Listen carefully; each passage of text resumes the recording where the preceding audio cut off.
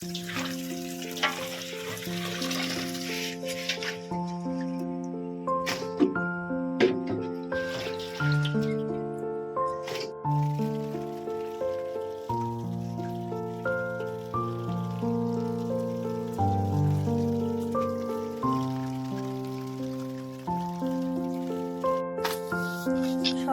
দেখে নিশ্চয়ই আপনারা বুঝতে পেরেছেন আমি আজকে কি বানাতে চলেছি।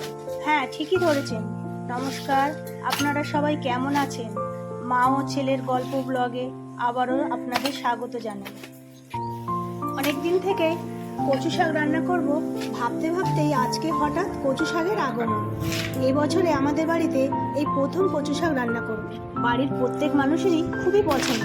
এক থালা ভাত নিমিষেই এই কচু শাক দিয়ে খেয়ে নেওয়া যায়। আপনাদের কচু শাক খেতে কার কার ভালো লাগে কমেন্টে জানাবেন। কিন্তু কচু শাকের পিসগুলি কেমন সেই ছোট্টবেলার রান্নাবাটির মাছের পিসের মতো লাগছে না দেখতে? ছোট্টবেলায় কত রান্নাবাটি না খেলতাম। সত্যি সেই দিনগুলো আজও অতীত। হাজারো মনে পড়লেও সেই দিনগুলো আর ফিরে আসবে না।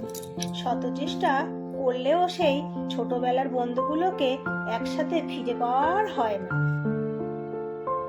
আপনাদের সঙ্গে গল্প করতে করতে আমার কচু শাকগুলি প্রায় কাটা হয়ে গেল।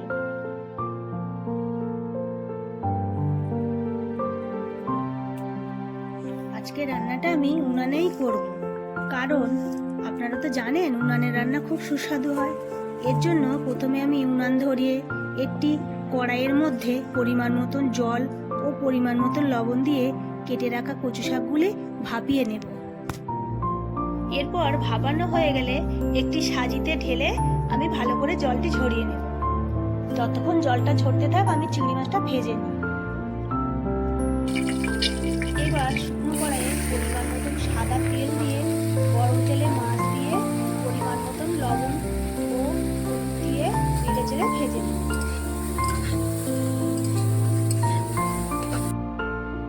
তারপর হালকা তেলে 5 ফোড়ন, তেজপাতা, কাঁচা লঙ্কা, আদা বাটা দিয়ে ভালো করে নেড়ে চেড়ে ভাপিয়ে রাখা কচু শাকটি দিয়ে খানিকক্ষণ নাড়তে থাকি।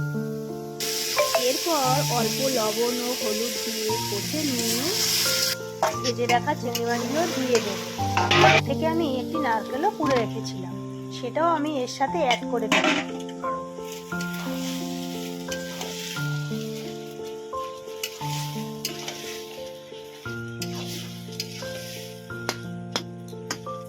তারপর স্বাদ বাড়ানোর জন্য আমি 1 চামচ চিনিও দিয়ে দিলাম।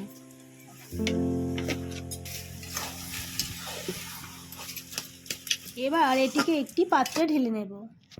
তো বন্ধুরা, আজকে এই ছিল রেসিপি। ব্লগটি ভালো লাগলে একটি শেয়ার ও লাইক করে দেবেন। ধন্যবাদ।